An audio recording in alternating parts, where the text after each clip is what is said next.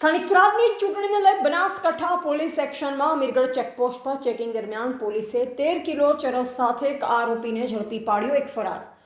પોલીસે બિહારના મુકેશ પ્રસાદ પાસેથી દેશી બનાવટની પિસ્તોલ અને 16 જીવતા કારતૂસ પણ પોલીસના હાથે લાગ્યા. પોલીસ ચેકિંગ દરમિયાન વિકી નામનો શખ્સ ફરાર ચરસ ઉનાવવાના મોહમ્મદ ખાલિદને આપવા જતો હોવાનું ખુલતા પોલીસે મોહમ્મદ ખાલિદને પણ અમદાવાદથી ઝડપી પાડ્યો.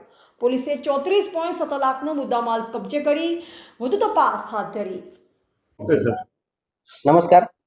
ચૂંટણી લગત બનાસકાંઠા જિલ્લાના આંતરરાજ્ય ચેકપોસ્ટ ઉપર સઘન ચેકિંગ બનાસકાંઠા જિલ્લા પોલીસ તરફથી શરૂ છે. બનાસકાંઠા જિલ્લામાં જે અમીરગઢ ચેકપોસ્ટ આવે છે, આ અમીરગઢ ચેકપોસ્ટ ઉપર 24 એપ્રિલના રોજ જે પોલીસ ચેકિંગ કરતી હતી તે સમયે એક લક્ઝરી બસ ત્યાં આવી.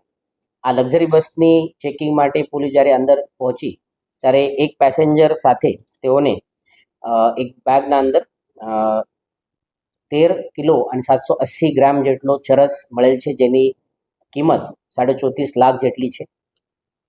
આ ચરસ સાથે એક દેશી પિસ્ટલ અને તેના 16 જેટલા જીવતા કારતૂસ સાથે મળેલ છે. આ જે પેસેન્જર હતું તેનું નામ મુકેશ પ્રકાશ તરુણ પ્રસાદ હતું, તેની અટકાયત થયેલ છે. આ વ્યક્તિ બિહારના છે અને જયપુરથી આ બસમાં આવતો હતો. તેના સાથે જે બીજા પેસેન્જર હતો વિકી કુમાર, તેઓ બસની ચેકિંગ શરૂ હતી તે સમયે નાસ્તા ફરતા થયેલ છે. અને આ જે ચરસ અને વેપન અને જીવતા કારતૂસ હતા તે આ મુકેશ કુમાર ઉનાવાના મોહમ્મદ ખાલિદ યુનુસભાઈને આપવાના હતા, જે ઉનાવા પાટણના છે.